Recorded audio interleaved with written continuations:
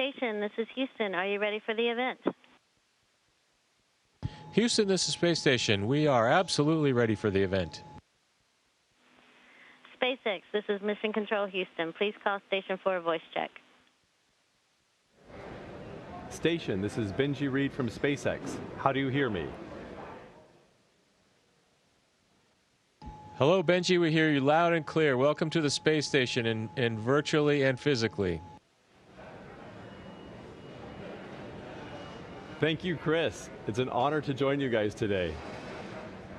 And it's awesome to see all of you guys up there together. First, I just want to say thank you again to Bob and Doug and your families from all of us here at SpaceX, all of our locations, all of our partners, all of our vendors, everyone for trusting us to bring you up there.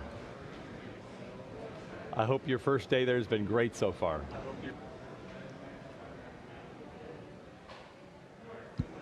Hey, thanks, Benji. It's same back at you. You know, congratulations to the folks out at Hawthorne, McGregor, and at Kennedy.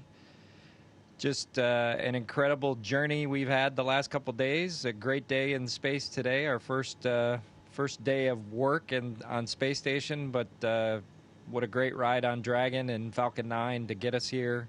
Everything worked exactly the way we planned it to work, and that's a credit to the teams there in Hawthorne and McGregor and Kennedy. Just it's a pretty awe-inspiring trip so far, and very humbling, and just we're just so proud to represent SpaceX and NASA in this new next launch capability. Absolutely. It's excellent to hear your voice, and it's excellent to just see you guys up there floating around and spinning Earth and doing all these great things. A number of our employees have asked questions that we'd like to throw your way here. Probably the first one, and you've had this in a different version before, but what did it feel like riding on Falcon 9?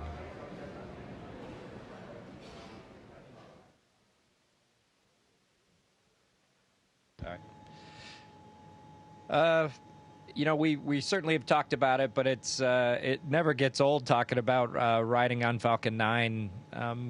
Just from the time the engine's lit, the first 2.5 minutes to staging was about like we expected, except, you know, you can never simulate the G's, so as the G's built, you could certainly feel those. Also, what I thought was really neat was how sensitive we were to the throttling of the Merlin engines. That was really neat. You could definitely sense that as we broke Mach 1 and went transonic and broke Mach 1. We could definitely feel that. In fact, I said it to Bob, and then the next thing you know, the call was made, and we didn't even need to look at the speed. You could tell just by how the rocket felt, and so it's a very pure flying machine. And then I think the next thing that really stood out for me was first stage separation with the engine cut off, and that separation event going to 0G for a split second, and then the Merlin vacuum engine lighting. That was a pretty neat event. That was a highlight of the ascent for me. And then once the MVAC started, then it was that kind of driving fast, very fast on a gravel road is how it felt the rest of the way up. A little bit of vibrations, not anything that was really unpleasant, but you certainly knew that there was a powerful engine behind you at the time, and that obviously took us all the way to orbit about 6 minutes later. And once again, you know, the G's and how the engine throttled to control the G's, and then straight to cutoff, and then just like with shuttle, you go from 3, actually in this case, we were more than 3 Gs to 0 Gs instantaneously, and we knew we made it to orbit. That's awesome. Sounds like the ultimate ride in a Batmobile with a jet engine turned on. Another question that we had came about what was going through your mind when you were on the pad. We know that you guys are steely-eyed and focused on the operation, but what was some of the last things that you were thinking about just before launch? I think for both of us, Benji, we really almost started the ride when we got to go for tanking. And so when the tanking operations started, you know, Dragon really and the Falcon 9 really came alive underneath us. It was a little bit different than our shuttle experience where we came to the vehicle after it was tanked. And so as we marched through the loading countdown, I think when we got to 16 and a half minutes and we got started on the locks for the second stage, I think that we said, well, we haven't done this before because it was something new from what had happened just a few days earlier. And I think each one of the events, we just marked them off as, oh, we never did that before. Oh, we never did that before.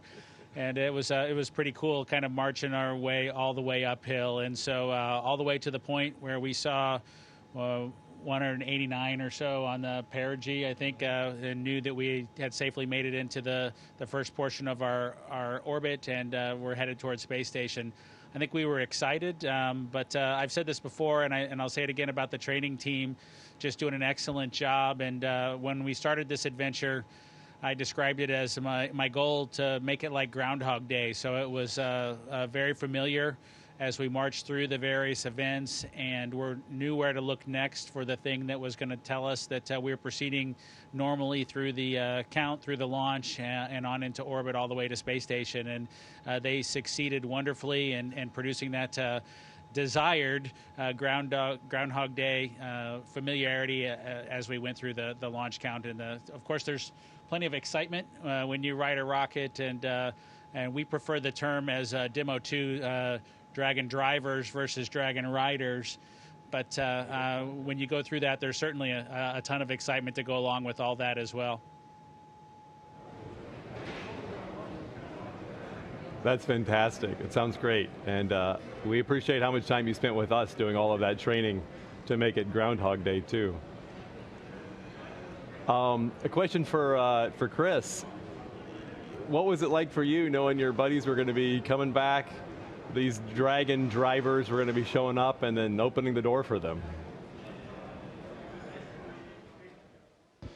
You know, Benji, it was really cool. As I was sitting in the cupola looking out the window, I had the opportunity to take a few photos. Hopefully you've seen some of them. They turned out pretty nice.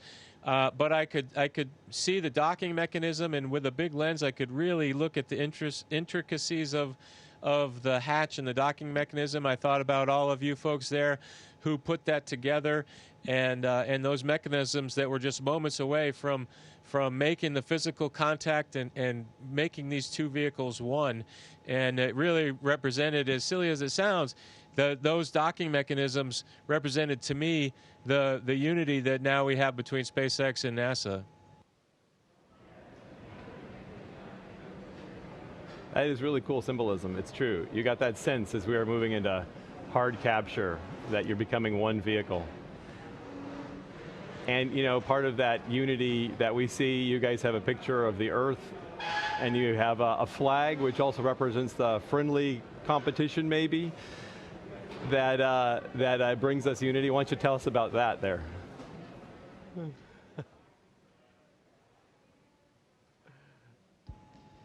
Yeah, so this is the flag that we left here almost 9 years ago on STS-135. It had actually flown on STS-1, and then it flew again with us on STS-135.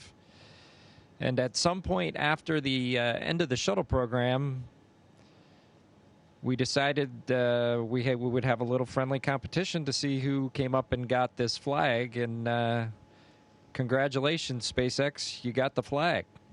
So Bob and I, Chris will not let us forget it. That's the biggest thing, is this will be on his to-do list when we get the nod to return Dragon back to Earth, and hopefully this will find a great place of honor somewhere in Hawthorne. Well, it's an honor to have you guys be able to come grab that flag. One other question that we got was if anybody has seen Little Earth floating around, or maybe he's driving the space station, or...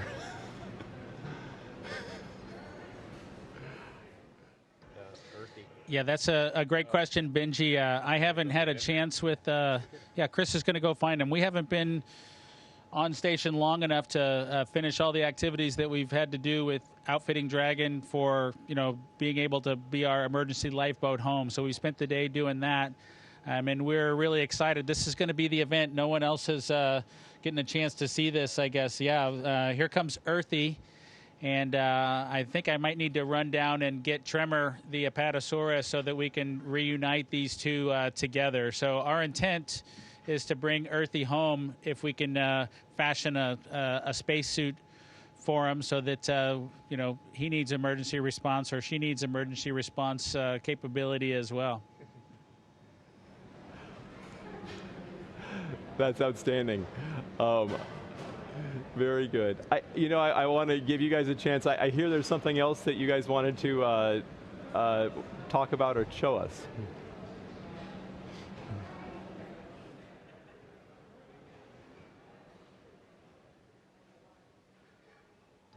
Yeah, this is that mosaic that was put on board Dragon with all the virtual graduates this year that you guys put together, and we think it's amazing. I know Chris, when he first saw it, said he couldn't believe how cool it looked, and we just wanted to make sure you guys got to see it here on board Space Station. That is very cool. I understand that over 90,000 graduates from preschool through college and graduate school for class of 2020 are represented on that.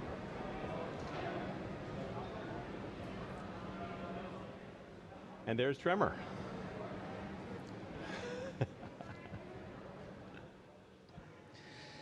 No, I think that this image that you guys put together to recognize the class of 2020 with all that the entire Earth is going through, I think as astronauts, we often get asked the question about the overview effect and the perspective change that happens. And I think things like the pandemic that we're all going through together should make it clear that we're all in this together, and kind of cooperation and doing your part to fight the battle that we're fighting against this pandemic. This is just a great example of the same sort of a thing, that we're all going through this shared experience, and it's just wonderful you were able to recognize all the graduates in this special way.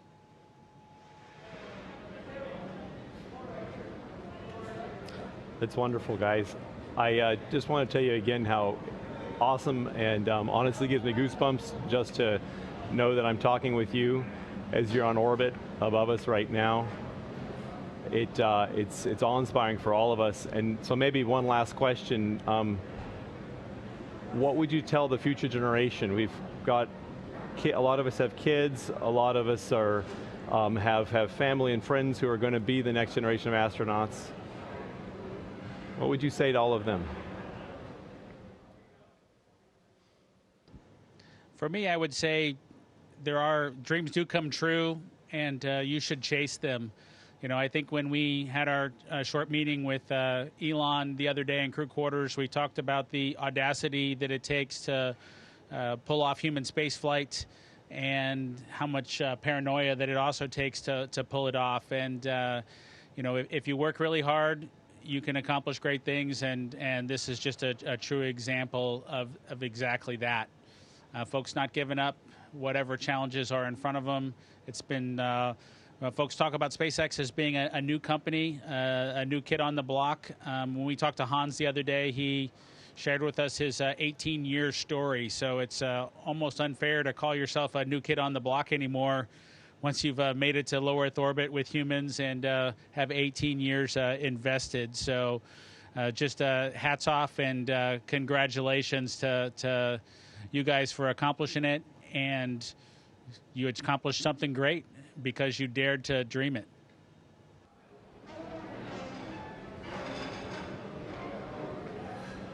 Well, thank you guys, and on behalf of all of us here at SpaceX and all of our partners, thank you for flying SpaceX. We look forward to bringing you home soon to your families, safe on Earth, and then sending more people up to help keep Space Station running. time today.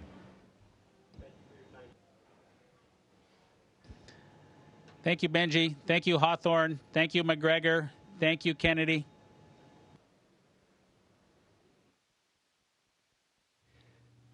Station, this is Houston ACR. That concludes our event as we count down to 20 continuous years of humans living and working on the International Space Station. Thank you to all participants from SpaceX Station. We are now resuming operational audio communications.